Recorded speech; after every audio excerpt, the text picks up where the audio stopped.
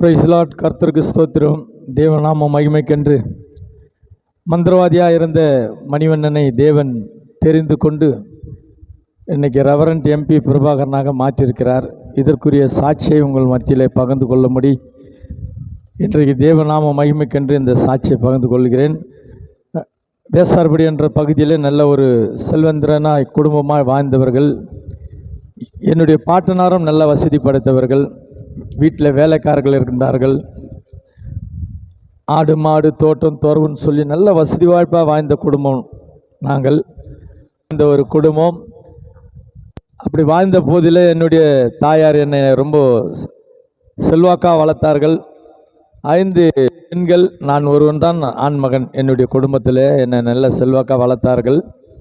அப்போ இது சொல்வார்கள், நீ வேலை வாய்ப்பு கூட தேடி போக வேண்டிய அவசியம் கிடையாது, உன்னை எந்த வேலை இல்லாமலே நீ வாழலாம், அவ்வளோ வசதி வாய்ப்பு இருக்குதுன்னு சொல்லி என்னை நல்லா செல்வந்திரம் வளர்த்தார்கள். எங்கள் பாட்டனாரும் என்னை கூடவே வச்சுக்கிட்டு ரொம்ப அந்த இந்து வைராக்கியத்தில் நல்லா வளர்த்தார் எங்கள் பாட்டனார். அப்படி வளர்க்கும் போது என்னுடைய தாயார் இப்படி சொன்ன பட்சத்தில் நான் என்ன செய்தேன்னு சொன்னால், சரி நம்ம வேலை வெட்டி செய்ய வேண்டியதில்லைன்றாங்களேன்னு சொல்லி தான் நான் ஒரு மந்திரவாதியாக மாறுவதற்கு செகண்டராபாத்லேருந்து ஒரு ஜனார்தன பூசாரி என்ற ஒரு பெரிய தேர்ச்சி பெற்ற ஒரு மந்திரவாதி, கூடு விட்டு கூடலாம் பாய்வார், அப்படிப்பட்ட ஒரு மந்திரவாதி தெரிந்து கொண்டு அவரிடத்துல சில வித்தைகள் எல்லாம் கற்றுக்கிட்டு சண்டால மையன்னு சொல்லி வெங்கல பாட்டில் என் கழுத்தில் அது எப்பவும் தொங்கிட்டே இருக்கும். அதை வச்சுக்கிட்டு மாந்திரிகங்கள்லாம் செய்ய ஆரம்பித்தேன். அதிலேருந்து நிறைய பேருக்கு மாந்திரிகங்களை செய்ய ஆரம்பித்தேன். இதில் பார்த்துக்கிடுங்க, யாராவது வருவாங்க, எந்த குடும்பத்துக்காவது ஏதாவது செய்யணும், அவங்கள அப்படியே அழிச்சிடணும், அவங்க வசதி வாய்க்கு செல்வாக்கெல்லாம் எங்களுக்கு வரணும்னு சொல்லி வருவார்கள். அப்போது நான் கேட்பேன், அவங்க வீட்டுக்கு முன்பதாக ஏதாவது ஒரு மரம் இருக்குதா, என்ன மரம் இருக்குதுன்னு கேட்பேன். இந்த மாதிரி தென்னை மரம் இருக்குது, நல்லா பூவும் பிஞ்சுமா வர வரைக்கும் பார்த்துட்டே இருங்கன்னு சொல்லுவேன். நல்லா பாருங்கள், பூவும் பிஞ்சுமா அப்படியே காய்கள்லாம் காய்ச்சி இறங்கும் போது நம்ம பண்ண மாந்திரிகம் அங்கே பிடிச்சிடுச்சின்னு சொன்னால் அந்த மரம் அடியோடு பட்டு போயிடும்.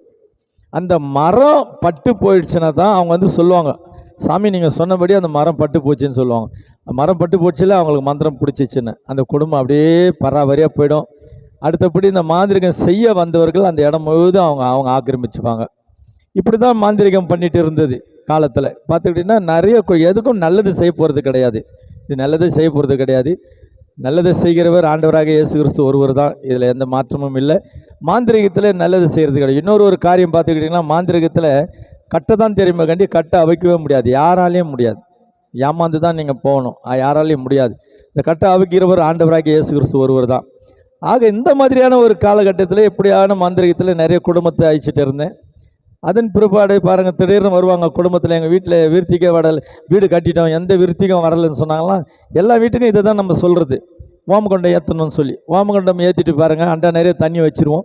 அதுக்கு முன்னாடி என்கிட்ட ஒரு 10 அடி ஆட்கள் மாதிரி இருப்பாங்க. அந்த 10 ஆட்கள் அந்த ஏரியாவுக்கு அனுப்பி அவங்களுடைய எல்லா காரியத்தையும் விசாரிச்சுட்டு வர சொல்லிவிடுவேன். அவங்களுக்கு யார் யார் ஆகாத இருக்காங்களோ அவங்க பேர் முதல் கொண்டு வாங்கிட்டு வந்துடுவேன். அதெல்லாம் ஒரு செம்பு தகடில் எழுதிடுவேன். எழுதிட்டு இந்த கண்ணு கட்டுற மையை வச்சுக்கிட்டு அந்த அண்டாக்குள்ளே முதல்ல எல்லோரும் கையை போட்டு பார்க்க சொல்லுவேன். எல்லோரும் கையை போட்டு பார்ப்பாங்க, அதுக்குள்ளே ஒன்றும் இருக்காது. இன்னும் டவுட் இருந்தால் கூட பார்த்துக்கிடுங்கன்னு பார்த்துப்பாங்க, ஒன்றும் இல்லைன்னுவாங்க. அதன் பிற்பாடு ஒரு செகண்டில் கண்ணை கட்டிட்டு அந்த தகடெல்லாம் உள்ளே போட்டு சோய்த்தி விட்டுருவோம். அந்த தண்ணியை சோய்த்தி விட்டுட்டு பிறகு பாருங்கள், இப்போ கையை போடுங்கன்னா ஒவ்வொரு தகடாக எடுப்பாங்க. அவங்களுக்கு யாரெல்லாம் விரோதியோ அந்த விரோதி உள்ள பேருங்கள்லாம் அந்த தகடுகள் அப்படியே மேலுக்கு வந்துகிட்டே இருக்கும். அப்படியே பெருமித்து போவாங்க, எங்களுக்கு விரோதிகள்லாம் அப்படியே வராங்களேன்னு சொல்லி. இதெல்லாம் ஏமாற்றல் தான், இதெல்லாம் ஏமாற்றுறது தான். இது பணம் கிடைக்கும், நிறைய பணம் கிடைக்கும். அவங்களுக்கு யார் யார் விரோதின்றதை அழகாக அதில் காட்டி கொடுத்துரும். இந்த மாதிரியான தந்திரமாக இந்த மாந்திரிகத்தை பண்ணிவிட்டு ஒவ்வொரு வீட்டுக்கும் போய் பண்ணும் போதெல்லாம் எங்களுக்கு வேண்டிய காசு பணம் கிடைக்காது தான். அதே போல் பார்த்துக்கிட்டிங்கன்னா என் பூஜை ரூமுக்கு வருவாங்க, யாராவது ஒரு கொஞ்சம் வத்தலம் தொத்தலமாக வந்தவங்களாம் விட்டுடுவோம். நல்லா வசதி வாய்ப்பாக நல்லா கார்லலாம் இறங்கினாங்கன்னா நம்ம ஆளுங்க அங்கே தான் உட்காந்துருப்பானுங்க. அவங்க இறங்கினோடனே செப்பில் கைட்டு சொல்லுவானுங்க. செப்பில் கைட்டு நந்து போகும்போது அந்த காலடி மண்ணை உடனே எடுத்துருவானுங்க. எடுத்து ஒரு பேப்பரில் மடித்து அவங்க பூஜைக்கு வர்றதுக்குள்ளே எங்களுக்கு முன்னே அந்த மண்ணை என்கிட்ட கொடுத்துருவானுங்க.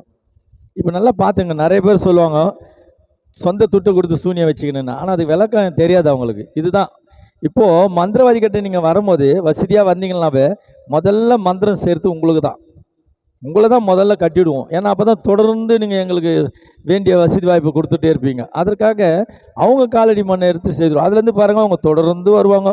அவங்க கார் முதல் கொண்டு எல்லாம் நம்ம யூஸ் பண்ணிக்கலாம், எது கேட்குறமோ கொடுத்துருவாங்க.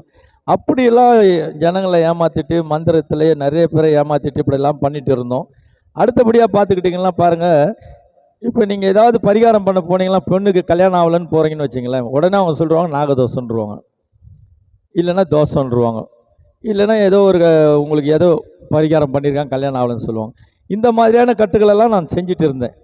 அந்த நாகதோஷன்றது பார்த்துக்கிட்டிங்கன்னா யாருமே சீர்படுத்த முடியாது, உண்மையில முடியாது. அது மந்திரவாதியால் கூட முடியாது. சும்மா ஏமாற்றுவாங்க. கடைசி வரைக்கும் அந்த பொண்ணுக்கு வாழ்க்கை வராது. அது பிறகு அந்த பொண்ணுக்கு கல்யாணமே வேணான்னு விட்டாலும் விட்டுடலாம், அதை கண்டி முடியாது. ஆனால் இது வந்து ஆண்டவருடைய மகிமை கண்டி இப்போ நாங்கள் போயிட்டு கிறிஸ்துக்குள்ளே இந்த மாதிரி நாகதோஷம்லாம் கிளியர் பண்ணி அவங்களுக்கு கல்யாணம் ஆகுது, குழந்தை பெறாதவங்களுக்கு குழந்தை பிறக்கிறது, எல்லாம் அந்த பிரிஞ்ச வாழ்க்கை ஒன்று சேர்க்கறது, இதெல்லாம் பார்த்துக்கிட்டிங்கன்னா இப்போ நான் கிறிஸ்துக்குள்ளே இதெல்லாம் பண்ணிட்டு வரேன். ஜெயமாயிட்டு வருது. நிறைய நாடு தேசங்களுக்கு போயிட்டு வந்துட்டு இருக்கிறேன். அதுபோல் இருந்தால் கூட நீங்கள் அழைப்பு கொடுங்க, வந்து பண்ணலாம், ஒன்றும் பிரச்சனை இல்லை. ஆனால் இந்த பரிகாரத்தில் போனீங்கன்னா ஒன்றும் உங்களுக்கு விடுதலை கிடைக்கவே கிடைக்காது. அப்போது இதெல்லாம் வந்து பார்த்துட்டிங்கன்னா தொடர்ந்து என்ன சொல்லுவாங்கன்னா நாகதோஷம் உள்ளவங்களுக்கு நாகதோஷம் கல்யாணம் பண்ண சரியாயிடுன்னுவாங்க. இது எங்கே போய் தேடுவீங்க? இது பண்ணால் விருத்திக்கு வருமா? ஒரு காலமும் வராது. 2 நாகதோஷத்துக்கு பண்ணால் அது ஒன்றுமே நல்லா ஆகாது. இது ஆண்டுக்குள்ளே தான் விடுதலை ஆகும். சரி, இப்போது இந்த மாதிரியான கட்டுகள் சேர்ந்துட்டு சிலர் குடும்பத்தில் வந்துட்டு பார்த்துக்கிட்டிங்கன்னா ஒரு குடும்பம் நல்லா ஓஹோன்னு இருக்கிறது, பிள்ளைகள்லாம் நல்லா படிச்சுட்டாங்க, கல்விமானம் ஆகிட்டாங்க, நல்லா கை நிறைய சம்பாதிக்கிறாங்க, அடுக்கு மாடியெல்லாம் கட்டிட்டாங்க, இவங்களை ஏதாவது அழிக்கணும், எங்களுக்கு அந்த இடம் வேணும், அந்த இடத்த நாங்கள் கைப்பற்றணும், என் பிள்ளைங்களாம் அவங்கள பார்த்து ஒரு தலைகுனிவு வருது அப்படின்னு சொல்லிட்டு பணத்தை கொண்டு வந்து கொடுத்தாங்கன்னா அந்த குடும்பத்தில் உள்ள அத்தனை பேருடைய காலடி மண்ணை எடுத்துகிட்டு வர சொல்லுவேன். எடுத்துகிட்டு வர சொல்லி அதுக்கு வேலைப்பாடு செஞ்சு ஓடுற ஆற்று தண்ணியில் அப்படியே கரைச்சி விட்டுட்டோம்னா அந்த காலடி மண் எப்படி கரைஞ்சதோ அதே போல் அவர்கள் எல்லாரும் பிரிஞ்சு போயிடுவாங்க. நல்லா இருந்த குடும்பத்தில் அம்மா அப்பா அண்ணன் தம்பி எல்லாம் அடிச்சுட்டு ரத்த வெள்ளத்தில் புரளுவாங்க. அடிச்சுட்டு புரண்டு அவங்கவுங்க ஓடி போயிடுவாங்க. குடும்பமே தர்சாயிடும். அதே பிறகு யார் இதுக்கு செய்வினை செய்தார்களோ அவர்கள் அதை ஆக்கிரமிச்சிருவாங்க. இந்த மாதிரி தான் செய்வினையில் செய்கிறது. இந்த மாதிரி காலடி மண்ணை கரைச்சி விட்டுட்டா அவங்க அப்படியே பராவரியாக போயிடுவாங்க.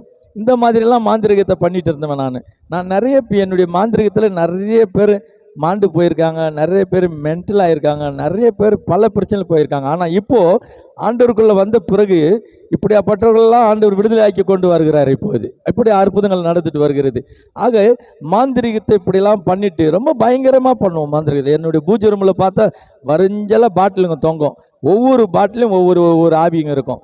எந்தெந்த ஆவி எந்தெந்த நேரத்துக்கு வர வைக்கணுமோ அந்தந்த நேரத்துக்கு வர வச்சா அந்த ஆவிகள் வரும். எனக்கு நிறைய காசு கிடைக்கிற ஆவி எதுன்னு சொன்னால் ஹார்ட் அட்டாக் ஆவின்னு சொல்லி ஒரு ஆவி ஒன்று இருக்கும் பாட்டலில். காசு கொடுத்துட்டு போனாங்கன்னா ஒரு 6 மணி நேரத்துக்குள்ளே இன்னைக்கு இல்லை நாளைக்கு அவங்க காலி ஆகணும்னு சொன்னாங்கன்னா இந்த ஹார்ட் அட்டாக் ஆவி அனுப்பி விட்டோம்னா போதுங்க, செகண்டில் காலி பண்ணிவிடும். அது உடம்புல போனவொடனே ஜில்லுன்னு அப்படி சாய்வாங்க, அப்படியே இதுவாயிடுவாங்க. அந்த மாதிரியான நிறைய பேர் தற்கொலை செய்கிற ஆவிகள்லாம் நிறைய இடத்துல இருந்து இதெல்லாம் வச்சுட்டு நிறைய பேர்களுக்கு ஆபத்தை பண்ணிட்டு இருந்தோம். ஆனால் இன்னைக்கு இவர்களுக்கெல்லாம் விடுதலை ஆக்கி கொண்டு வரும்படி தேவன் என்னை பயன்படுத்திட்டு வருகிறார். ஆக இந்த மந்திரவாதியுடைய சாட்சியில் பாருங்கள், நீங்கள் ஒவ்வொரு வார்த்தையும் நீங்கள் நல்லா கவனித்துட்டு வாங்க. இப்படியாப்பட்டதானே தேவையில்லாத காரியங்களில் போயிட்டு நீங்கள் ஏமாந்து போகிறத விட ஆண்டவரை தேடி வரும்போது இதில் ஒரு நல்ல ஒரு விடுதலை இருக்கிறது, உங்களுடைய ஜீவனை காப்பாற்றப்படக்கூடிய சூழ்நிலையும் இருக்கிறது. ஆக இப்படியாப்பட்ட ஆவிகளை வச்சுக்கிட்டு மாந்திரிகம்லாம் பண்ணிட்டு இருந்தவன் எங்கள் தெருவில் எங்களை பார்த்தவ அப்படி பயந்து நிற்பாங்க. அப்படி இருக்கும், அவ்வளோ பயங்கரமாக இருக்கும். நாங்கள் வெளியே வந்தால் அப்படி இருந்தவன் இன்னைக்கு எல்லாரும் எங்களை தேடி வராங்க, அன்பாக தேடி வராங்க, அன்பாக பேசுகிறாங்க. காரணம் ஆண்டவருக்குள்ளே போன பிறகு. அதன் பிறகு பாருங்கள், ஒரு 5 குட்டி சாத்தான் வச்சுட்டு இருந்தேன். அது பயங்கரமான குட்டி சாத்தான். அது 3 குட்டி சாத்தான் எப்படின்னு சொன்னால் வீடுகளுக்கு கல் விட்டு ஏறிடுறது, பயம் பொறுத்துறது, காலை பிடிச்சி பின்னி விடுறது, சண்டை வலிச்சு விடுறது, இதற்குன்னு ஒரு 3 குட்டி சாத்தான். இதில் 2 குட்டி சாத்தான் விசேஷித்த குட்டி சாத்தான். இந்த 2 குட்டி சாத்தான் என்ன செய்யும்னு சொன்னால் யாராவது வந்து காசு பணம் கொடுத்து இப்படியாப்பட்ட ஒரு பெரிய ஆள் அவரை ஒன்றும் பண்ண முடியாது, அவருக்கு கட்சி செல்வாக்கு இருக்குது, எதோ இருக்குது, அவரை ஒன்றும் பண்ண முடியாதுன்னு சொல்லி வந்தாங்கன்னா அவங்களிடத்துல என்ன செய்வோம்னு சொன்னால் பணம் காசை வாங்கிக்கிட்டு இந்த குட்டி சாத்தானே ஏவல் பண்ணி அனுப்பிச்சி விட்டோம்னா கரெக்டாக பாருங்கள், அவங்களுடைய துணியோ ஏதோ ஒன்று கொடுத்து அது மூக்குக்கு முன்னாடி முகர வச்சு அனுப்பிச்சிட்டோம்னா போதும். கரெக்டாக போய்ட்டு அவங்க காரில் போய்ட்டு அது உக்காந்துடும். இந்த காருக்கு முன்னாடி உக்காந்துட்டு அவங்க கார் ஓட்டும் போது நல்ல ஹெவி ஸ்பீடாக போயிட்டு இருக்கும்போது 3 ஆணி கொடுப்போம் அந்த குட்டி சாத்தாங்கிட்ட. அந்த 3 ஆணிக்கு 3 விதமான காசு. அது பாயிண்ட்டு 3 பாயிண்ட்டுக்கு 3 அமௌண்ட். அதை வாங்கிட்டு அனுப்பும்போது அந்த ஆணியை கொண்டு போயிட்டே இருக்கும்போது ஒரு ஆணி போடும், கார் பஞ்சர் ஆகும், தப்பிச்சிருவாங்க போயிட்டுக்கிட்டு. அப்படி 2 ஆணிலையும் தப்பிச்சிடலாம். பஞ்சர் போட்டு அப்படியே ஓடிட்டு போயிடுவாங்க. ஆனால் பஞ்சர் இருக்காது, கல்லடின்னு சொல்லிட்டு சரிப்படுத்தி கொடுத்துருவான், போயிடுவாங்க. ஆனால் 3ஆவது ஆணியில் கண்டிப்பாக கொண்டுவிடும். ஏன்னா அந்த 3வது ஆணையோடு அது முடிக்கணும். நாங்கள் சத்தியவாக்கு வாங்கின்னு அனுப்புவோம்.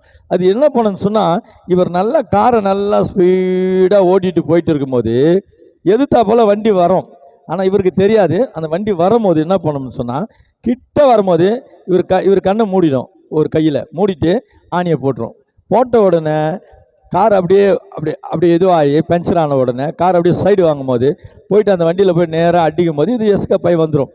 அதே இடத்துல அவர் என்ன விடுவார், மறிச்சிட்டாலும் மறிச்சிடலாம், இல்லை கொஞ்சம் அப்படி இப்படி உயிர் உசிலாடி இருந்தால் கூட கேட்கும் போது சொல்லுவாங்க பாருங்கள், ரோடே காலியாக இருந்தது, ரோடு வெறிச்சோடி இருந்தது, ஆனால் எங்கேருந்து வந்ததே தெரியல காரு. இல்லை அவர் எதிரில் தான் வந்தது காரு. இது இவன் கண்ணை மறைச்சிடும், மறைச்சு ஆக்சிடென்ட் பண்ணிட்டோம். இந்த மாதிரியான ஒரு விசேஷித்த ஒரு 2 குட்டிஸை தான் இந்த மாதிரி வேலையை செய்யுங்க, ஆக்சிடென்ட் பண்ணி விடுறது. இப்படியெல்லாம் பண்ணோம். இப்படியெல்லாம் பண்ணும்போது பார்த்துட்டிங்கன்னா எனக்கு நிறைய காசுங்க கிடைக்கும், ஆனால் மனுஷர்கள் நிறைய பாதிப்புக்குள்ளாவார்கள். இப்படியாப்பட்ட மந்திரவாதியாக இருந்துக்கிட்டு நிறைய குடும்பங்களுக்கு நாசத்தை பண்ணிவிட்டு என்னால் யாருக்கும் ஒரு நன்மை நடந்து கிடையாது. அவங்க பணம் காசை கூட எனக்கு நிற்காது. அந்த காசு மொத்தம் என்னோடு இருக்கிற அந்த 10 பேர் வாங்கி சாப்பிட்டு தீத்துருவாங்களே கண்டி அந்த காசு கூட எனக்கு நிற்காது. காரணம் என்னென்னா அது எனக்கு கைக்கு தக்காது. ஏன்னா அது பாவம் தான் அது. அப்போது இவ்வளோ பெரிய அநியாயங்களை மாந்திரிகத்தில் சேர்ந்துக்கிட்டு நிறைய குடும்பங்களை நாசப்படுத்திக்கிட்டு நிறைய பேருக்கு பிரச்சனைகளை உருவாக்கிக்கிட்டு நிறைய பேர் கை கால் உயர்ந்து போகிறது. பாருங்கள், ஒருத்தனை மென்டல் ஆகணும்னா மென்டல் ஆய்வு அமைச்சிட்டோம்னா போதுங்க. அந்த மென்டல் ஆய்வு போயிடுச்சுன்னா அவன் காதில் போய் பேச ஆரம்பிச்சிடும். சாதாரணமாக பார்த்தீங்கன்னா மனநிலை பாதிக்கப்பட்டவர்கள் என்ன ஆவாங்கன்னா, அந்த ஸ்லிப்பிங் டேப்லெட் போட்டோம்னா சாப்பிட்டு தூங்கிடுவாங்க, அப்படியே உக்காந்துருப்பாங்க, பேசிகிட்டு இருப்பாங்க, எங்கேயும் போகலாம் மாட்டாங்க. அவங்க எப்படின்னா மனநிலை பாதிக்கப்பட்டவர்கள். இவர்கள் எப்படின்னு சொன்னால், இந்த மென்டல் ஆவி ஏவி விட்ட பிறகு இது காதில் பேசும், கல் எடுத்து அடிக்க சொல்லும், சிரிச்சிட்டு ஓடுவாங்க, இப்படியே சுற்றி தலைவரி கோலமாக எங்கேயாவது திரிவாங்க. நீங்கள் கூட பார்த்துருப்பீங்க, நிறைய மென்டலுங்க தலைவரி கோலமாக துணியெல்லாம் சரியில்லாமல் இருப்பார்கள். இவர்களெல்லாம் செய்வினையால் பாதிக்கப்பட்டவர்கள். இது மாந்திரிக கட்டில் செய்வினையினால் இந்த மாதிரி மென்டல் ஆகிட்டு அப்படியே ஊரை விட்டு எங்கேயோ போயிடுவாங்க. இது எப்படி செய்வாங்கன்னா, அண்ணன் தம்பி சொத்து அபகரிக்கிறது, அப்பா சொத்து அபகரிக்கிறது, அம்மா சொத்து அபகரிக்கிறது, அவங்களுடைய ப்ராப்பர்ட்டியை நம்ம கைக்கு வாங்கணும், இவங்களை பைத்தியக்காராக்கணும்லாம் இந்த மூலிகை மருந்து பண்ணோம்னா அவங்க மென்டல் ஆகிடுவாங்க. இன்னும் ஒரு 2 ஆவி இருக்குது. சூசைடு ஆவி, ஃபேனில் தூக்கு போட்டு சாகிறதும், எண்ணெய் ஊற்றின்னு கொளுத்திக்கிறதும், ட்ரெயினில் போய் சாகிறதும், இந்த மாதிரியான ஒரு 3 விதமான ஆவிகள் இருக்குது. அதுக்கு பணம் கொடுத்தாங்களாவும் அதுக்கும் வேண்டியதுபடி செய்வோம். இந்த ஆவி இந்த பேரை சொல்லி ஏவி விட்டோம்னா அவங்க காதில் போயிடுங்க. காதில் போயிட்டு பேசிகிட்டே இருக்கும், மண்ணெண்ணெய் ஊற்றின்னு கொளுத்திக்கோ, மண்ணெண்ணெய் ஊற்றி கொளுத்திக்கோ, அப்படியே சொல்லிகிட்டே இருக்கும். அவங்களும் என்ன பண்ணுவாங்க, வீட்டுக்காரெல்லாம் வேலைக்கு போயிட்ட பிறகு பிள்ளைங்களெல்லாம் ஸ்கூலுக்கு அனுப்பிச்சிட்டு கதவை சாத்தி விட்டு மண்ணெண்ணெயை திறந்து ஊற்றிட்டு கொளுத்திப்பாங்க. செத்துட்டாங்கலாம் ஒன்றும் தெரியாது. ஒருவேளை லாஸ்ட் ஸ்டேட்மெண்ட்டு கேட்கும்போது சொல்லுவாங்க, நான் சாக வேண்டிய வேலையே இல்லை, எங்கள் வீட்டுக்காரெல்லாம் நல்லா வச்சுக்கிறேன், என் குடும்பத்தில் நல்லா இருக்கிறோம், என்னமோ என் காதில் எண்ணெய் ஊற்றி கொளுத்திக்கோன்னு என்னை டிஸ்டர்ப் பண்ணிகிட்டே இருந்தது, அது என்னமோ தெரியல, தன்னறியாமல் நான் பண்ணிக்கிட்டேன்னு சொல்லுவாங்க. லாஸ்ட்டு டைம் இருந்தால். ஆனால் கொன்னுடும். அதே போல் தான் தூக்கு போட்டுக்கிற ஆவி, அதுவும் காதில் பேசிட்டு என்ன பண்ணோம், கயிறு எடுத்து பேனில் போட்டு மாட்டிக்கு தொங்கிடு, மரத்தில் போட்டு தொங்கிக்கொள்ள, மரத்தில் இருக்கிறதுல எங்கன்னா தொங்குன்னு சொல்லிகிட்டே இருக்கும். இவங்களுக்கு கைத்தை அறுக்கிற போல இருக்கும். அது சொல்லும் போது அப்படியே அந்த அருவறுப்புலேயே என்ன பண்ணுவாங்கன்னா, யாரும் இல்லை நேரத்தில் கயிறு போட்டு தொங்கிட்டு செத்து போயிடுவாங்க. அதே போல் ட்ரெயினில் சாகிற ஆவி, அந்த ஆவியை ஏவி விட்டோம்னா அது எப்போ இருந்தாலும் போய் ட்ரெயினில் போய் செத்துவிடு, ட்ரெயினில் போய் செத்துருன்னுவாங்க. அப்படி போயிட்டே இருப்பாங்க, திடீர்னு எல்லாரையும் விட்டு ஓடி ட்ரெயினில் போயிருந்துருவாங்க. இந்த மாதிரியான தற்கொலை ஆவிகள். இந்த ஆவிகளெல்லாம் என் பாட்டில் இருக்கும். கொலகாரம் பேட்டில் குடும்பத்தில் எப்படி இருக்கணுமோ அந்த மாதிரி என்னுடைய ரூமில் இருக்கும். இது எல்லாத்தையுமே பார்த்துக்கிட்டிங்கன்னா இந்த காசுக்காகன்றதில்ல, இது ஒரு வைராக்கியம், இது ஒரு வெறி ரத்தத்தனமான ஒரு வெறி என் மேலே இருந்தால் அப்படிப்பட்ட ஆவிங்க. அந்த ஆவிங்க என்னை இது மாதிரி ஆட்டி படிச்சுது. அப்போது மனுஷனுடைய ரத்தம் இந்த ஆவிகளுக்கு தேவை, மக்களுக்கு தெரியல தேவை, அதனால வெறித்தனமாக போய் கொல்லும் நம்ம அனுப்பி வைக்கும் போது. இப்போது இந்த மாதிரியான ஆவிகளை வச்சுக்கிட்டு நிறைய பேர் நிறைய உயிருக்கு ஆபத்து, எவ்வளோ பேர் மடிஞ்சு போயிருக்காங்க, எத்தனை குடும்பங்கள் நடுவீதியில் போச்சு. ஆனால் இதெல்லாம் இப்போ நான் கருத்தில் வைத்து ஆண்டவருக்குள்ளே நான் வந்த பிறகு இவர்களெல்லாம் என்னை அழைக்கிறாங்க, இவங்கெல்லாம் கூப்பிட்றாங்க. எப்படியாப்பட்ட கட்டாக இருந்தாலும் ஆண்டவர் உடைக்கிறார், போய் உடைச்சிட்டு வரோம், கிளியர் பண்ணி கொடுத்துட்டு வரோம், நல்லா ஆயிடுறாங்க, அருமையாயிடுறாங்க. அது எனக்கு ஒரு பெரிய சந்தோஷம்.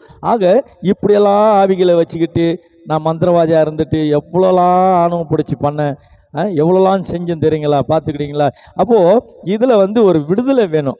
விடுதலை எதில் வேணும்னா, ஆண்டவருக்குள்ளே வரும்போது தான் விடுதலை. இந்த இந்த செய்வினில் பார்த்தீங்கன்னா ஒருத்தர்கிட்ட இருங்க, அவங்க மேலே ஒரு துஷ்ட ஆவி இருக்குதுன்னு இட்டுன்னு வந்தீங்கன்னா நீங்கள் நினைப்பீங்க அதை விடுதலை ஆக்கிடுவோம்னு சொல்லி. ஒரு காலமாக எங்களால் விடுதலை பண்ண முடியாது.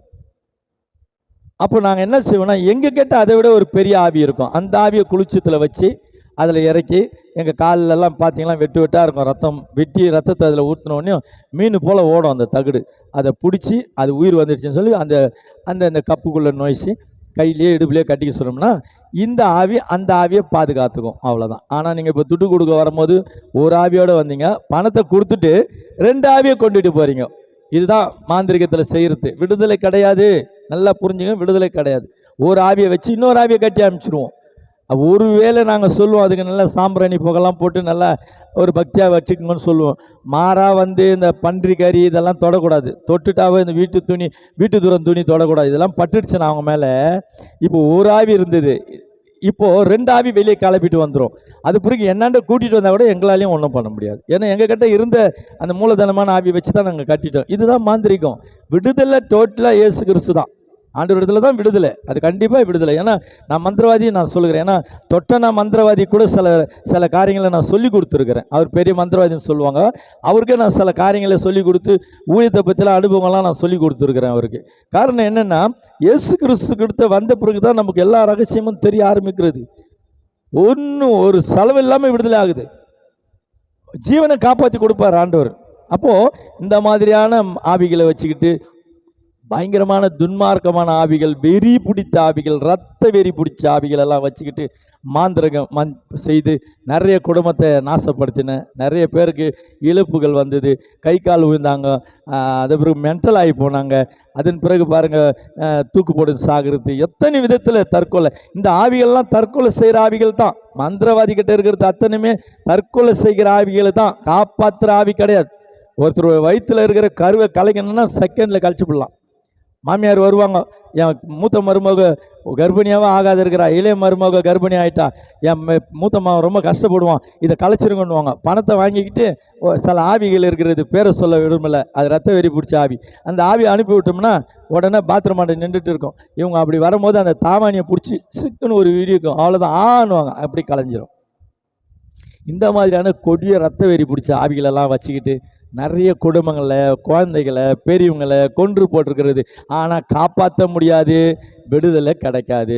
விடுதலையும் காப்பாற்றுறதும் ஜீவனும் கொடுக்குறவர் ஆண்டவராகிய இயேசு கிறிஸ்து ஒருவர் தான். ஏன்னா இதற்கு நானும் சாட்சி, நான் முற்றிலும் சாட்சி. ஏன்னா நான் பண்ணாத அநியாயம் கிடையாது, நான் பண்ணாத ஆபத்தான விஷயம் ஒன்று கூட கிடையாது. எல்லாத்தையும் பண்ணியாச்சு. எல்லாத்தையும் பார்த்த பிறகு தான் கடைசி நேரத்தில் தான் ஆண்டவர் என்னை தொட்ட பிறகு இன்றைக்கி ஆண்டவர் மூலிமா இவ்வளோ அற்புதம் நடக்குதுன்னு நானே பார்த்து சந்தோஷப்படுறேன். ஏன்னா ஆண்டவர் அப்படி எடுத்து நடத்துக்கிறார். வெளிநாடெல்லாம் போயிட்டு துபாய், சிங்கப்பூர், மலேசியா, சவுதி, பல நாடுகளுக்கு போயிட்டுருக்கிறேன். இப்போ கூட நேபாள் போயிட்டு வந்த சமீபத்தில் நேபாளில் நிறைய மந்திரவாதிங்க, எங்கே நோஞ்சாலும் மந்திரவாதிங்க, எல்லா வீடும் மலைகள் மேலே இருக்கிறது, பயங்கர மந்திரவாதிங்க. அந்த மந்திரவாதிகள் மத்தியில் 7 மீட்டிங் பண்ணிட்டு வந்தேன். சரியான டெலிவரன்ஸ் கிடச்சிது, அற்புதமான டெலிவரன்ஸ் கிடச்சிது. என்னுடைய யூடியூப்பில் கூட MP பிரபாகரன் போட்டு பார்த்தீங்கன்னா அற்புதம் வரும் பாருங்கள். அந்த வெளிநாட்டில் நடந்த அற்புதம்லாம் ஒரு தொகுப்பு போட்டிருப்போம், ஒன்றா பாருங்கள். அவ்வளோ அற்புதங்களை ஆண்டவர் செய்துட்டு வருகிறார். வெளிநாட்டில் ஆச்சரியப்படுறாங்க. 24 வருஷமாக ஒரு ஏஜி சர்ச்சுன்னு சொல்லி வெளிநாட்டில் இருக்குது நேபாளில். அவங்க சொல்கிறாங்க, எங்கள் சர்ச்சில் இது மாதிரி நடந்ததே இல்லை பாஸ்டர், இது என்ன, இது என் சபையில் இப்படி உருள்றாங்களே, இவ்வளோ பிசாஸ்கிரிகள் கட்டப்பட்டு இருக்குது, இன்றைக்கி விடுதலை ஆகுதுன்னு அவ்வளோ அற்புதங்களை தேவன் செய்துட்டு வருகிறார். ஆக நீங்கள் ஆண்டவரை நம்பக்கூடிய கட்டத்துக்கு வாங்க. அப்போது பாருங்கள், இப்படியே நான் மாந்திரிகம் பண்ணிக்கிட்டு இப்படியே செஞ்சுட்டு இருந்த வேலையில் என் குடும்பத்தில் எனக்கு ஒரு தங்கச்சி இருந்தது. எனக்கு அடுத்து பிறந்தது. அது பாம்பாக பிறந்துடுச்சு. பாம்பாக பிறந்துட்டு பாம்பு மாதிரியே நலிவு ஹாஸ்பிட்டலில் வந்து படுத்துரும். ட்ரெஸ் பண்ணி போட்டால் கூட அப்படி தான் ஆகிடும். நாக்கு பார்த்தீங்கன்னா பாம்பு மாதிரியே புசுன்னு பேசாது. ரொம்ப சிரமம், அது ஒரு பெரிய சிரமம். எனக்கு மாந்திரிகத்தில் வெறி பிடிச்சவங்க ஆக என் குடும்பத்தில் பல குழப்பங்கள் ஏற்பட்டுட்டு தான் இருந்தது. அந்த மகளை ஒன்றுமே பண்ண முடியல. என் பூஜை எருமையில் பார்த்தேன். நான் ஒரு குறிமேடை நடத்தியிருந்தேன். அந்த குறிமேடை நடத்தணும்னு கேட்ட கூட கொண்டு வந்து நான் சரி பண்ணலான்னு பார்த்தா அவன் சொன்னான், என்னுடைய சிரசில் வச்சுக்கிறேன். அதன்னா ஒன்றும் பண்ண முடியல. கடைசி வரைக்கும் வேதனை, நரகம். நானும் எவ்வளோ மாந்திரிகத்தில் அதான் சொல்கிறேனே, மாந்திரிகத்தில் கட்டத்தான் முடியும், கட்டு அவுக்கவே முடியாது. ஒரு காலமும் ஒரு கட்டை அவுக்க முடியாது. அதுக்கு மேலே இன்னொரு கட்டை வேணால் கட்டலாம், அதை தான் செய்ய முடியும். வெயிட்டுக்கு மேலே இன்னொரு வெயிட்டை வச்சு அழுத்தலாமே தவிர அவங்கள நிமிர செய்ய முடியாது. அப்படியெல்லாம் பண்ணிட்டு இருந்த இந்த மந்திரவாதி கடைசி நேரத்தில் நான் எந்தெந்த ஊர்களுக்கே போயிட்டு வந்துட்டு இருந்தேன். அதன் பிறகு பாருங்க, சபைகள் நடக்குதா, எங்க சபை நடக்குதுன்னு வெறித்தனமாக போயிட்டு அந்த சபையை நடக்காத அளவுக்கு கோடு கீச்சு அப்படியே கட்டு போடுவேன். சர்ச்சுக்குள்ளே போகிறவங்க அப்படியே வெளியே போயிடுவாங்க. இப்படியெல்லாம் பண்ணுவேன். அந்த பாஸ்டர் காருங்களில் பாருங்கள் மையங்களை தடவி விடுவேன் டயர்லெல்லாம். அந்த ஊழியக்காரர்கள் சரியான ஃபவுண்டேஷன் இல்லைன்னு சொன்னால் அவங்க ஆக்சிடென்ட் ஆகிடுவாங்க, கார் கவுந்துடும், அவங்க பிள்ளைங்க எடுத்துமே எங்கன்னா இடிச்சிட்டு வானுங்க. அந்த ஞாயிற்றுக்கிழமை சனிக்கிழமை பண்ணி விட்டோன்னா ஞாயிற்றுக்கிழமை சர்ச்சை நடக்காது. இப்படியெல்லாம் வைராகமாக போய் போய் போய் போய் சபைக்கெல்லாம் பிரச்சனை பண்ணுவேன் நான். என்னுடைய பூஜை ரூம் பக்கத்தில் பார்த்தீங்கன்னா யாரும் பேண்ட்டு கண்டு அடிச்சுட்டு போகக்கூடாது. அடிச்சுட்டு போனால் என்னாண்ட இருக்கிற அந்த 10 பேர் ஓடி அடித்து கீழ்ச்சி போட்டுருவானுங்க. காரணம் என்னென்னா, அந்த பேண்ட் அடிச்சுட்டு பாட்டு பாடிட்டே வரும்போது என் பூஜை ரூமில் இருக்கிற அந்த பாட்டிலெல்லாம் ஆட ஆரம்பிச்சிடும். அப்படியே டடடான்னு ஆடும். என்னடா பாட்டில் ஆடுது, என்ன ஆவியில் ஆடுதுன்னு பார்த்தா யாரோ பேண்ட் அடிச்சுன்னு வராங்க. அது அப்போல்லாம் கூட எனக்கு அது தெரியல, இப்போ தெரியுது. அந்த பேண்டு சத்தத்துக்கு கூட அது பயப்படுதுன்றது இப்போ தெரியுது. அப்போது நல்லா கொஞ்சம் அப்போ விரட்டி அடிச்சு விட்ருவோம். அவங்கள விரட்டிட்ட பிறகு பார்த்தா அந்த பாட்டிலெல்லாம் அப்படியே அமைதியாக நின்றுடும். இப்படியெல்லாம் பண்ணிட்டு இருந்தோம். எவ்வளோ செய்யணுமோ மாந்திரிகம் பண்ணேன். எத்தனை குடும்பங்களை கெடுக்கணுமோ கெடுத்தோம். எவ்வளோ குடும்பங்கள் நாசமாக போச்சு பண்ணோம். இதெல்லாம் என்னுடைய சுய புத்தியில் நான் பண்ணல, என்னுடைய வெறித்தனமாக பண்ணேன். என்ன வெறித்தனம்னு சொன்னால், இந்த நாட்டில் ஏதாவது ஒன்று நம்ம பண்ணி நம்ம பேர் எடுக்கணுன்ற ஒரு ஏமில் பண்ணினே தவிர இது தவறுன்னு உணர்ந்து பண்ணலை. இப்போ தான் தவறுன்றது எனக்கு ஆண்டவர் உணர்த்தினார். இப்போ இதெல்லாம் போயிட்டு சரிப்படுத்துகிறேன் எல்லாருக்கும் போயிட்டு. ஆக நல்ல கூடு விட்டு கூடு பாயிற மந்திரவாதிகள் எல்லாரையும் காலி பண்ணியிருக்கிறேன். ஒரு 3 ஊரில் 4 ஊரில் 4 கூடு விட்டு கூடு பாயிற மந்திரவாதிகளை காலி பண்ணியிருக்கிறேன். ஏன்னா இடம் பேர் அட்ரஸை சொல்ல விரும்பலை, காலி பண்ணியிருக்கிறேன். ஏன்னா ஒரு இந்த ஓட்டேரியில் எஸ்எம் நகர்னு ஒன்று இருக்குது, எஸ்எம் புரம்னு. அங்கே தற்கொலை ஆவிகள். ஒரு காரியம் நடக்கும்போது செத்தவங்களுக்கு காரியம் நடக்குதுன்னா இன்னொருத்தர் சாவாங்க, மெத்த மேலேருந்து விழுவாங்க, அவசியமேலேருந்து விழுவாங்க, தள்ளி விழுவாங்க, சாவாங்க. அங்கே என்னை கூப்பிட்டாங்க, என்னை கேள்விப்பட்டு போன உடனே என்ன செய்வேன்னு சொன்னால், ஒரு ஆவி பிடிப்பேன். யார் மேலாம் பிடிச்சேன்னா போதும், மொத்த ஆவியும் வர வச்சுருவேன். 117 ஆவியை பிடிச்சேன் அந்த இடத்துல. இந்த ஒளிபரிக்கை அவங்க கேட்டாங்கன்னா கண்டிப்பாக அவங்களே சாட்சி சொல்லுவாங்க கோட்டையரில். அப்போது பிடிச்சேன். அந்த 117 ஆவியை பிடிக்கும் போது ஒவ்வொன்றும் சொல்லுது, நான் தான் மெத்த மேலேருந்து தள்ளுவேன், நான் தான் கொளுத்திக்க பண்ணேன், நான் தான் இப்படி சாகடித்தேன், நான் தான் புருஷ மனைவிக்கு சண்டை வர வச்சு சாகடிச்சேன்லாம் சொல்லிச்சு. 117 ஆவியை விடுதலை பண்ணி இன்றைக்கி அந்த ஓட்டேரி பகுதியில், அந்த ஹவுசிங்கோடு பகுதியில் தற்கொலையே கிடையாதுங்க. அருமையான அமைதியான ஒரு ஹவுசிங் போர்டாங்க எஸ்எம் புரம் மாறி இருக்கிறது. இப்படியெல்லாம் போய் விடுதலை பண்ணிட்டு வருகிற ஆண்டவர் கிருபையில். ஆக நான் இப்படியே மாந்திரிகெல்லாம் பண்ணிட்டு இவ்வளோ சூழ்நிலைகளை பண்ணிட்டு இருக்கும்போது நான் சுருக்கமாக வருகிறேன். கடைசியாக ஒரு மலையாள பொண்ணு ஒன்று வந்தா. மலையாள பொண்ணு அவள் நல்ல தகன்னு நல்ல மினுமின்னு இருந்தா. அவளுக்கு மாந்திரிகம் பாதிக்கப்பட்டது போல் தெரியல. வந்துட்டு கட்டாக ஒரு 10,000 ரூபாய் கட்டை என்கிட்ட கொடுத்து, சாமியாரே வணக்கம், எங்களுக்கு ஏதாவது ஒரு நல்ல காரியம் ஒன்று செய்யணும்னு கொடுத்தா பணத்தை. அவ்வளோதான். நானும் என்ன செய்தேன்னா, ஏமாந்து கொடுக்குறான்னு சொல்லி தான் பணத்தை வாங்கிட்டேன். ஆனால் ஆண்டவர் என்ன சந்திக்கிற நேரம் போல் தெரியாது. அதை வாங்கிட்டு மாந்திர பூஜையில் உட்காந்து மாந்திரிகம் பண்ணால் போகவே இல்லை. அனுப்புகிறாவிலாம் அவன் திரும்பி வந்துடுது. எனக்கு ஒன்றுமே புரியலை. சரின்னு எங்கள் வாத்தியார் அப்போ இருந்தார், இப்போ இறந்துட்டார். அவரை வர வச்சேன். அவர் கையில் மை போட்டு பார்த்தாரு. நான் அதுவும் பண்ணல, வெத்தலையும் மை போட்டு பார்க்கல, எதையுமே போட்டு பார்க்கல. போட்டு பார்த்தா நல்லா டிவி மாதிரி ஸ்க்ரீன் மாதிரி காட்டிடும், போடலை. என்ன காரணம்னா, இந்த பொண்ணு ஏமாந்து நிற்கிறான்ற ஒரு ஹாபிட்டில் நான் வாங்கிட்டேன். அது வரை கேரளாலேருந்து வந்துட்டு இருக்கான் பொண்ணு, ஏதோ காசு கொடுக்குறா அப்படின்னு வாங்கிட்டேன். அது பிறகு எங்கள் வாத்தியார் சொன்னார், அவன் பெரிய மந்திரவாதி, அவனுக்கு ஈக்குவல் நம்மக்கிட்ட ஆவிகள் இல்லை, நம்ம கண்டிப்பாக தோற்று போயிடுவோம்.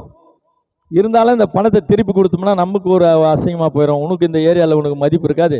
நான் உட்காடுறேன் பூஜை ரூமில், நீ காசை கொடு, நீ அந்த காசை அந்த பொண்ணுக்கிட்ட கொடுத்துரு, உட்காரணும். காசை அந்த பொண்ணுக்கிட்ட கொடுத்துட்டு நீ அப்படி நெல்லுமான்னு சொன்னேன். இவர் சொன்னார், தண்ணியை எடுத்து மந்திரம் பண்ணி வச்சுக்கோ, என்ன ஜலத்தை, எதனா ஆச்சுன்னா என் மேலே தெளினார். நான் மை பாட்டிலெல்லாம் மாட்டிக்கின்னு நிற்கிறேன், உட்காடுறேன்.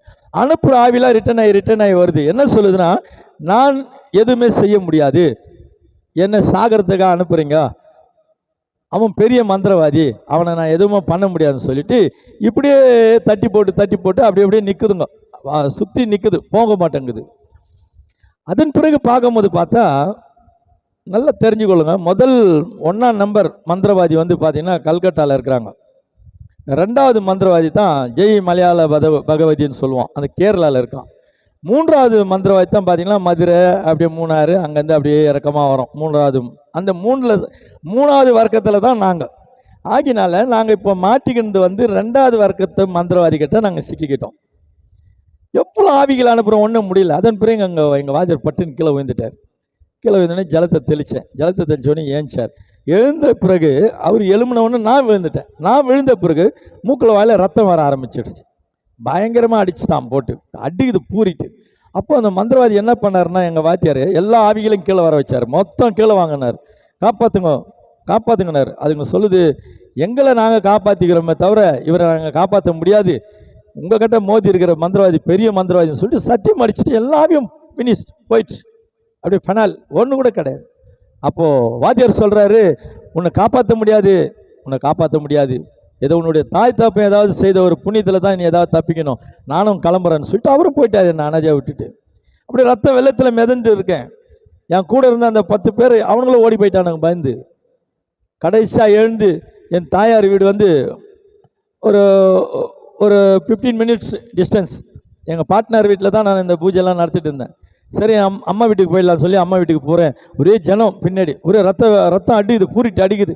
எப்படி பார்த்தாலும் ஒரு 3-3.5 பாட்டில் ரத்தம் கிட்ட போயிடுச்சு. இன்னும் ஒரு 1.5 பாட்டில் வந்தானே செத்து போயிடுவோம், அவ்வளோதான் அவுட்டு. கண்ணெல்லாம் இருண்டு போச்சு. அப்படியே போகிறேன். போனவொடனே வீட்டுக்கு போனவொடனே அம்மா என்னாச்சுப்பான்னு கத்தி ஓடி வராங்க.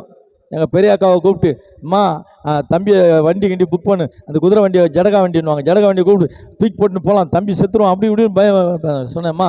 என்னை நீங்கள் காப்பாற்ற முடியாது, எந்த டாக்டர் கிட்ட போனாலும் என்னை காப்பாற்ற முடியாது, என்னை நீங்கள் வீட்டில் வந்து ஒரு மூலையில் படக்க விட்டுடுங்க, அந்த ஜனத்தெல்லாம் கொஞ்சம் விரட்டி விடுங்க. நாங்கள் அந்த ஜனத்தெல்லாம் விரட்டி விட்டாங்க.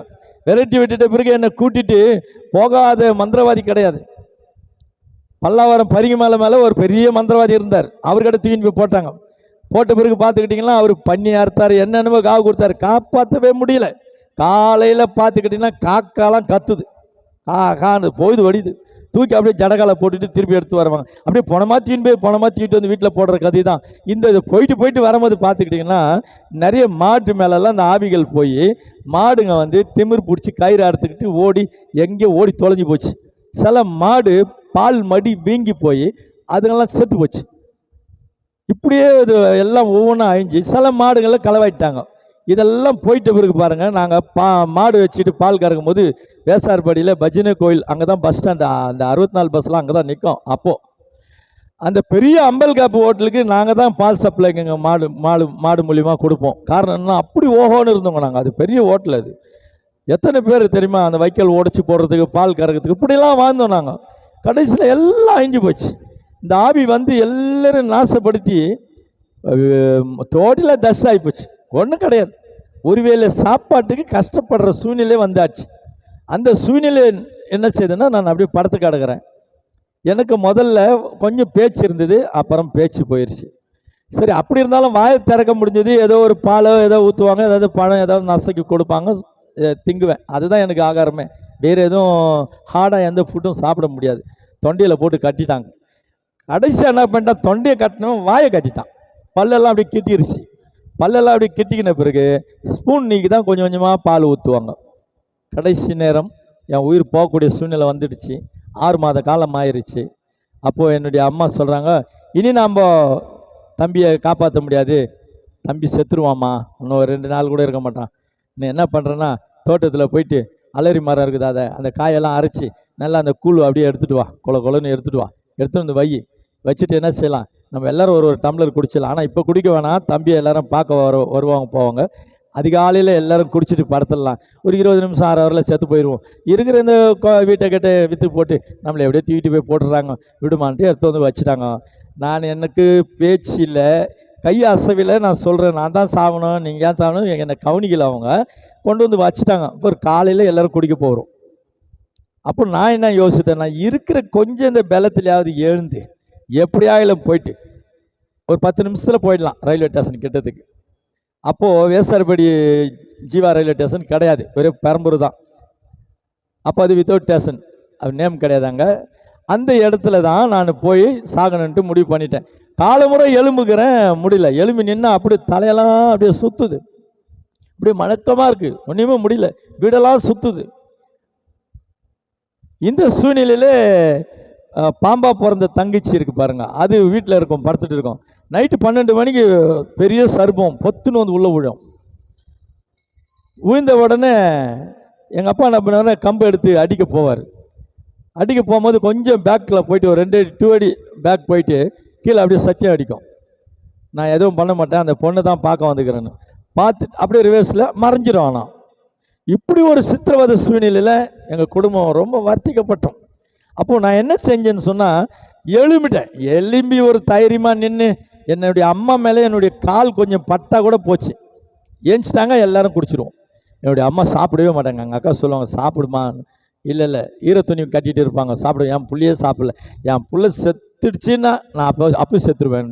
என்னுடைய அந்த ஹார்ட் பீட்லேயே கையை வச்சுட்டு இருப்பாங்க. அப்படி இருந்தேன். அப்போது எலும்பி தாய் மேலே எந்த கை காலும் படாமல் அப்படியே எலும்பி கொஞ்சம் கொஞ்சமாக அப்படியே நடந்து ஒரு பொடி நடையாக நடந்து இந்த ரோடு ஓரமாக பார்த்தீங்களா, அப்போல்லாம் பார்த்தீங்கன்னா ஒரு 10 அடிக்கு ஒரு லைட்டு கம்பம் இருக்கும். அந்த லைட்டு கம்பத்தை அப்படியே பிடிச்சி போயிட்டு எப்படியோ மூவ் பண்ணி ரயில்வே ட்ராக் போயிட்டேன். ரயில்வே ட்ராக் ஏறுறேன், அந்த கல்லெல்லாம் வந்து தலையில் மண்டையில் அடிக்குது. அப்படியே ஜாரி பின்னாடி வரேன், முடியல, அப்படியே மழக்கம் சுற்றுது. சரி நம்பி அப்படியே ஏறி போயிட்டு ரயில்வே ட்ராக்கில் அப்படியே தடமாடி நிற்கிறேன். ஒன்றும் கிடையாது, கண்ணெல்லாம் ரொம்ப தொழுவில் போயிடுச்சு, ஒன்றுமே கிடையாது, காலில் ஒரு பலனும் கிடையாது, அப்படியே காற்று அடித்தா பறந்து போயிடும். அப்படி நிற்கிறேன். அந்த சூழ்நிலையில் பெரம்பூர்லேருந்து ட்ரெயின் ஃபஸ்ட்டு வண்டி அப்படியே மூவ் பண்ணி வந்துட்டு இருக்குது. லைட் நல்லா ஃபோக்கஸ் அடிக்குது, இன்னும் வெளிச்சம் சரியாக வரலையே, லைட் ஃபோக்கஸ் நல்லா தெரியுது. அப்போ நான் என்ன நினைக்கிறேன்னா, அந்த ட்ரெயினுக்கு முன்னே ஓடி தூளாக போயிட்டோம்னா ஒரு சதை கூட கிடைக்கூடாது. ஏன்னா என் முகத்தை கண்ணாடியில் பார்த்துட்டு நானே அடிச்சுப்பேன், முகத்தை அப்படி இருக்கும், அகோரமாக இருப்பேன். சரி, நம்ம செத்து போனால் கூட நம்மளை எடுத்துப்பேன், அடகுமனம் கூட ஒன்றும் கிடையாது, வீட்டில் ஒத்த வேலை சோத்துக்கு வை கிடையாது. ரெண்டாவது நம்மளை வச்சு கழுத்தி யாரும் பார்த்து அழக்கூடாது, தூளாக போயிடணும் அப்படின்னு ஓட பார்க்குறேன். என்னால் முடியல. ஒரு அடி ஒரு ஸ்டெப் எடுத்து வைக்க தான் முடியத கண்டி ஓட முடியல. அப்போ வந்து பார்த்துக்கிட்டிங்கன்னா சில்பர் மரம், அங்கே ட்ரெயின் வந்து ஒரு 100 ஃபீட்டில் வருதுன்னா இங்கே தட்டுன்னு அப்படி அதிரும், அப்படி குதிக்குது, நெஞ்சு நின்று போகிற மாதிரி இருக்குது. அதுக்குள்ளே நம்ம ட்ரெயினில் அடிப்படுறதுக்குள்ளே சாகக்கூடாது, ட்ரெயினில் அடித்து தான் சாகணும், தூளாக போகணுன்னு முடிஞ்ச வரைக்கும் முயற்சி பண்ணுறேன். கிட்ட போயிட்டே இருக்கிறோம். ஒரு 20 ஃபீட்டு டிஸ்டன்ஸ் ட்ரெயின் வந்துடுச்சு. இப்போ ட்ரெயின் என் மேலே ஏறப்போகுது. ட்ரெயின் மேலே போகிற மாதிரி இருக்குது, எனக்கு கண்ணெல்லாம் அப்படியே சுற்றுது, மழக்கமாக இருக்குது, தலை சுற்றுது. அப்போ ட்ரெயின் ரொம்ப கிட்ட வருது. ட்ரெயின் நான் கிட்ட போயிட்டே இருக்கிறோம். நானும் போயிட்டு தான் இருக்கிறேன், வரட்டும்னு தான் போயிட்டே இருக்கிறேன். அடிக்கிட்டு அடிச்சு தூளாக போகணுன்னு போகிறேன். ட்ரெயின் கிட்ட வந்து அப்படி மேலே அடிக்குதுன்னும் போது கண்ணை மூடிட்டேன், செத்துட்டோன்னு. யாரோ ஒருத்தர் என்னை பிடிச்சி இழுத்து மார் மேலே சாய்ச்சாங்க. அப்போ கூட நான் மரியாதையாக கூப்பிடல, நான் வச்சுருந்த சாத்தானுங்க தான் என்னை இன்னும் சாக அடிக்காத என்னை பிடிச்சி இழுத்துடுச்சுங்கன்னு நினச்சிட்டு யார் நீன்னு கேட்டேன். ஒரே ஒரு வார்த்தை, ரொம்ப தொழுலேருந்து ரொம்ப அகாயத்துலேருந்து ஒரு வார்த்தை, தெய்வீக வார்த்தை, நான் உன்னை மீட்டு ரட்சிக்க வந்த இயேசு கிறிஸ்துன்னு சொன்னார். அந்த வார்த்தையை கேட்ட உடனே அந்த மாத்திரத்திலேயே அவர் இல்லை, மறைஞ்சிட்டாரு. அதன் பிறகு அங்கே நடந்த ஒரு பெரிய சந்தோஷம் என்னன்னா, 6 மாதமா பேச முடியாத இருந்த என்னுடைய வாய்க்கட்டை உடைச்சார் அப்பா. அப்பவே பேச ஆரம்பித்தேன், என்னை காப்பாற்றினார், பேச வச்சார். ஏற்றா போல ஒரு ட்ரெயின் வருது, எஸ்ஸையாக வருது, சாங்கணுன்ற எண்ணமும் இல்லை, அந்த எண்ணமே எனக்கு இல்லை. அப்போது இவரை பார்க்கணுன்னு பாரு, அவர் கிடைக்கல. நீட்டாக வீட்டுக்கு ஓடி வந்தால் என்னுடைய தாயாரெலாம் ஒரு மாதிரியாக அழுதுருக்காங்க, என் பிள்ளை செத்துடுச்சுன்ற நியூஸ் வரும்போது நான் இருக்கக்கூடாது, நான் செத்துடணும், எடுன்ட்டு அந்த அந்த அந்த சாரை எடுத்து அந்த விஷத்தை குடிக்கலான்னு சொல்லி அந்த அலறி வேறு அந்த குழு எடுத்து குடிக்க பார்க்குறாங்க.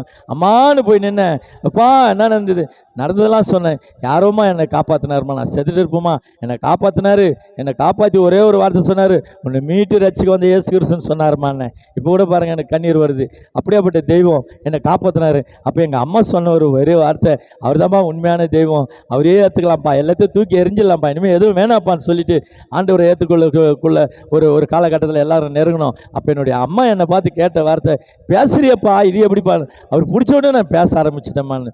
அதன் பிறகு எல்லாரும் ஒன்று சேர்ந்து ஆண்டவர் நாமத்தை மகிமைப்படுத்தி சிபிஎம் சர்ச்சில் போயிட்டு பாஸ்டர் லாசரஸ் பாஸ்டர் இடத்துல போயிட்டு நாங்கள் எல்லாரும் சரண்டர் அடைஞ்சு சொன்னோம், நடந்தெல்லாம் சொன்னோம். அவர் சொன்னார், தம்பி நீ உன்னை ஆண்டவர் ஒரு வல்லமையான ஊழியக்காரனாக எடுத்து நடத்துவார் தம்பி, நீ ஒன்றும் ஆண்டவரை ஏற்றுக்கல, ஞானஸ்நானம் கூட எடுக்கலை, ஆண்டவர் பற்றி கூட தெரியாது, ஆனால் நான் உனக்கு தீர்க்கதரிசனமாக சொல்கிறேன், உன்னை ஏற்ற காலத்தில் ஆண்டவர் உன்னை வல்லமையான ஊழியக்காரனை நடத்துவார் தம்பி. அந்த பரிசுத்தம் சொன்னது இன்றைக்கி வல்லமையாக வெளிநாடுகள்லாம் போயிட்டு இருக்கிறேன்.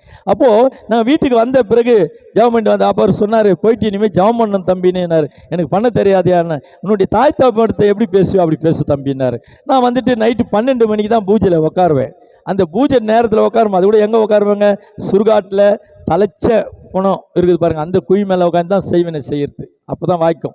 எங்களுக்கு தெரியும் எது தாலிச்சங்குழின்னு சொல்லி. அப்போது அந்த 12 மணி நேரத்தில் தான் ஆவிகளை ஏவி விடுறது. எப்போ ஏவி விடுவோம்னா அமாவாசையில் ஏவி விடுவோம். அந்த அசுத்த ஆவிகளை ஏவி விடணும்னா அமாவாசை. இந்த பெண்களை மழக்கிறது, பலவிதமான கெட்ட சிந்தனைகளை கொண்டு வர்றதுக்கு பாம்பை ஏவி விடணும்னா பௌர்ணமியில் செய்வோம். இந்த மாதிரி செய்வோம். அப்போது அந்த 12 மணிக்கு ஜெபிக்கணும்னு உட்காந்தாங்க. 12 மணிக்கு உட்காடுறேன், அப்பான்னு ஏதோ ஒன்று சொல்கிறேன், எல்லா ஆவியும் வந்துடுச்சு. வந்துட்டு எங்களெல்லாம் விட்டு நீ மட்டும் தப்பிக்க பார்க்குறியா, நாங்கள் எங்கே போகிறதுன்னு ஒரே போராட்டம். அப்போ ஆண்டவர்கிட்ட சொன்னேன், அப்பா என்னை நீங்கள் எடுத்துருங்க, என் உயிரை எடுத்துருங்க, இனி அது பக்கம் திரும்ப மாட்டேன், நான் என் உயிரை எடுத்துருங்க, எனக்கு ஒன்றும் தெரியல, இதுங்கிட்ட நான் போராடுவேன் எனக்கு தெரியல, அதுங்க திரும்ப வந்து என்னை அட்டாக் பண்ணிடுச்சிங்களா, எனக்கு நல்லதாக இருக்காதுப்பா, என் உசுரை எடுத்துருங்கப்பான்னு சொன்னேன். அப்போ ஆண்டவர் சொன்னார், எனக்கு தெரியாத வசனமெல்லாம் அப்போ சொல்கிறாரு, இன்னைக்கு உன்னை பரிசுத்தம் பண்ணிக்கொள், நாளைக்கு உன் மத்தியில் அற்புதம் செய்வேன்னு சொன்னார். அன்னைக்கு சனிக்கிழமை. அப்புறம் சொல்கிறாரு, நாளைக்கு ஓய்வு நாள், இந்த அற்புதத்தை நீ பார்ப்பேன்னாரு. அப்புறம் திரும்ப ஒரு வார்த்தை, உனக்கு காண்டாமிரத்துக்கு ஒருத்த அபிஷேகத்தை தருவேனார். இது ரெண்டுமே எனக்கு குழப்பம் தான், ஒன்றுமே புரியலை. வசனம் சொன்னதும் எனக்கு புரியல, இந்த காண்டாமிரத்து ஒத்த பலனும் எனக்கு புரியல.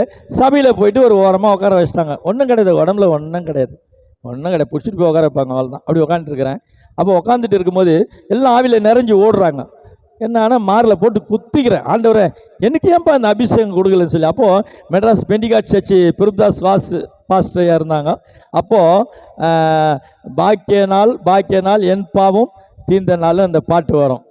என் ரட்சகா என் இயேசுவே, அந்த பாட்டில் பாக்கிய நாள் இயேசு என் பாவம் தீர்ந்த நாள் பாருங்க. அந்த பாட்டு பாடும்போது கூட எனக்கு அழ வருது. அந்த பாட்டு வரும்போது அப்படியே மாரில் குத்திக்கினேன். என் பாவம் தீர்ந்த நாளா இல்லையா, என் உசுறு போயிடணும் இல்லை நான் அப்படி சொல்லும் போது அந்த காண்டாமிரத்துக்கு ஒத்த பேல நான் அந்த அபிஷேகம் என் மேலே இறங்கின உடனே ஒரு 10 அடி டிஸ்டன்ஸுக்கு தூக்கி அடிக்கப்பட்டது. என்ன எல்லாரும் வந்து அமுக்கி பிடிக்கிறாங்க, எல்லாரும் போய் போயிடறாங்க. எனக்கும் ஒன்றும் புரியல, என் உடம்புல ஒன்றும் கிடையாது, அந்த பலம் அவங்கெல்லாம் போய் போயிடறாங்க. அதுக்கப்புறம் பாஸ்டர் வந்தார், விடுங்கப்பா அந்த தம்பியை விடுங்க, ஏதோ ஒரு விசேஷத்தை அபிஷேகம் ஆண்டு கொடுத்துருக்கிறார் அந்த தம்பிக்குன்னு சொல்லிட்டு என்னை முதுகில் தட்டிட்டு ஓரமாக உட்கார வச்சாங்க. கண்ணெல்லாம் எரியுது, காதெல்லாம் நெருப்பு. அந்த பாட்டு பாடும்போது அபிஷேகம் அப்படி இறங்குச்சிங்க, வல்லமையான அந்த பாஸ்டருங்க ஒரு பிரபுதாஸ் வாஸ் ஐயா அவர்கள். அப்போது அந்த இடத்துல இருந்து பாட்டு பாடணுன்னு ஓரமாக உட்கார வச்சுட்டு அவர் நல்லா ஜூஸ் எடுத்துன்னு வந்து கொடுத்தாரு. லாசர் ஐயா கொடுத்துட்டு இதை முழுசா குடிப்பான் தம்பின்னார். குடிச்சு கூட எனக்கு அடங்கலை, அந்த லெமன் ஜூஸ் குடிச்சு கூட கண்ணெல்லாம் அப்படியே எரியுது. அப்போ சொன்னார், என்ன தம்பி நடந்ததுன்னார்.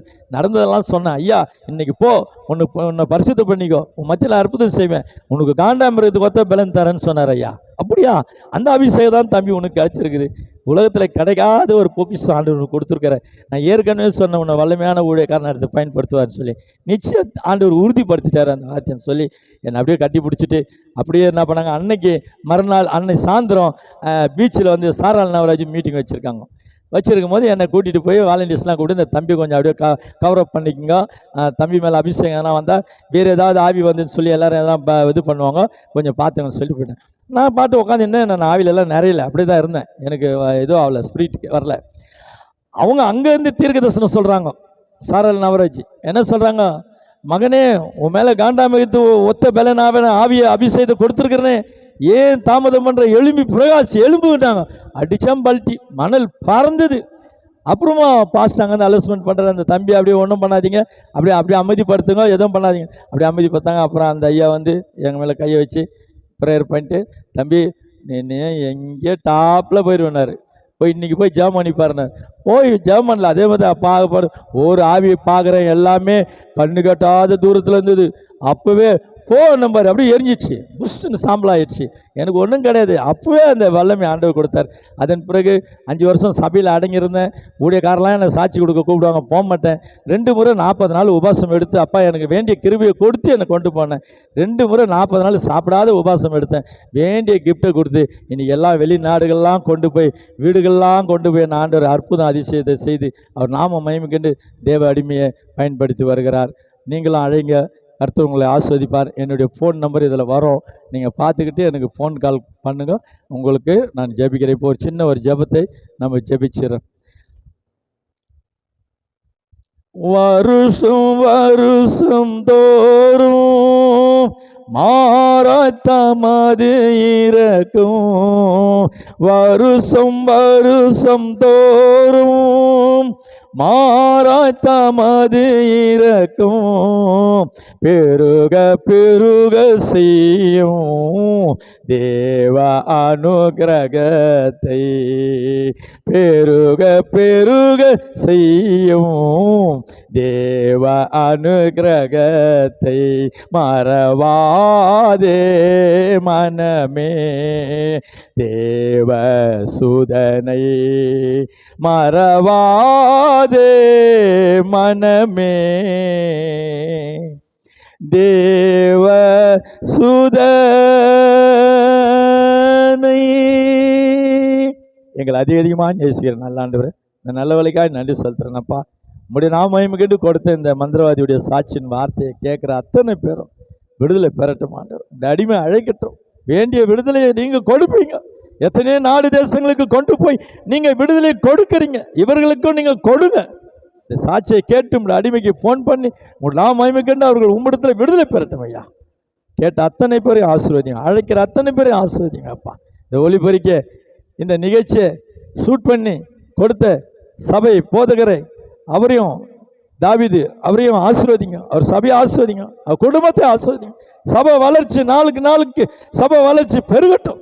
2 நாளாகமம் 5:5 சொன்னது 2 நாளாகமம் 2:5 சொன்னது போல இந்த உலகத்தில் இருக்கிற எல்லா தேவனுக்காரையும் தேவன் பெரியவர், ஆகவே நான் கட்டுகிற ஆலயம் பெரிதாக இருக்கும்னு சொல்லி அப்படி நிரப்பங்கப்பா. இந்த அடிமை கொடு முழுவதும் உங்கள் பொறுப்பாத்தில் முற்றிலும் சரண்டர் பண்ணுறேன்ப்பா. இந்த சித்தம் போல வளைத்து நடத்துங்க ஆண்டவரே. கேட்டதை கேட்க மறந்த யாவும் உடைய சித்தத்துக்குள்ள போகிறோம். எல்லாம் துதியும் கன மகிமை யாவும் உமக்கே செலுத்துகிறோமப்பா. இயேசு கிறிஸ்து மூலம் ஜெபிக்கிறோம் எங்களுக்கு ஜீவ தந்த நல்ல பிதாவே. Amen amen. Praise the lord. கர்த்தர் உங்கள் அனைவரையும் ஆசீர்வதிப்பார். ஆமேன்.